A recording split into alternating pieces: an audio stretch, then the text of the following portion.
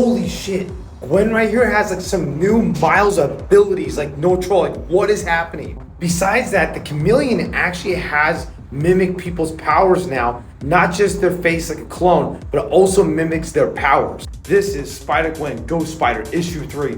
Wow, this book was actually insane. I didn't think it was gonna be that crazy. So if you guys don't know, in the last couple issues, the chameleon has been framing Spider-Gwen. Took her face and has been robbing people, making her look like a bad guy. And has been messing with kids and stuff, fucking with them, and like I said, just being a burglar, an evil person. While Gwen is in the shipping container yard, trapped up, and she cannot escape. But in her subconsciousness, right, she sees her dad walk in and tell her like, hey, you don't have to fight things alone. You don't have to fight concrete with your bare fists. I give an analogy, right? So that she doesn't need to, like Peter and Miles can help her. But something awakened inside Gwen right here. She's like, Dad, I miss you. I miss you so. Huh? What's happening? Dad, no, please don't go. I'm sorry. Some like Goku shit. She's like, what is happening to me? I can feel it like a fire blasting through my veins. It feels like I'm about to explode. Now the chameleon is actually gonna kill this dude right here on top of a skyscraper, and she drops him, or he drops him, right? He goes flying, nah. Gwen gets him, she's like, I got you. She's like, get away from me. And she's like, am I the one who saved you? And now we see Gwen versus the chameleon version of Gwen. Gwen right here punches him, who are you? Why are you doing this?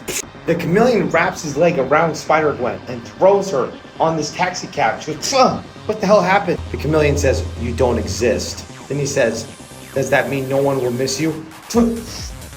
Knocks her out. Then the chameleon grabs a cop car and is about to kill all these people, but Gwen gets up.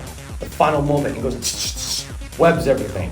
When her spider sense goes off because the chameleon about to attack her, she's like, starts dodging everything, right? The weird thing is the chameleon starts using the Sandman's powers, and she's like, no, not again, I'm not gonna get knocked out, no. Gwen right here releases that energy again. She explodes like part of New York, and you see Miles coming and saying, Gwen, can you hear me? There you are. Gwen's like, Miles, did I do all of this? He says, I think so. I'm not really sure. What did you do, Gwen? I never see anything like that. She's like, did anyone get hurt? And Miles like, no. But she's like, I could have. We see Silk come in, right? She's like, what's going on? And then Miles tells Gwen about the chameleon. He explains, he never used to be able to mimic powers like this. Something's changed. Gwen feels very bad for herself that she can actually hurt someone by accident with this newfound power that she found she can't control. And at the end, we see the chameleon like in this weird like dungeon, whatever. And he's like, help me. And he uses Electro's powers. And if I'm not mistaken, this is Super Skrull with Green Goblin, maybe? I'm not sure. Maybe it's not the Green Goblin. Maybe it's just the Sinister Six. Because this looks like the Scorpion's tail, Green Goblin's powers right there, or just the Green Goblin's face.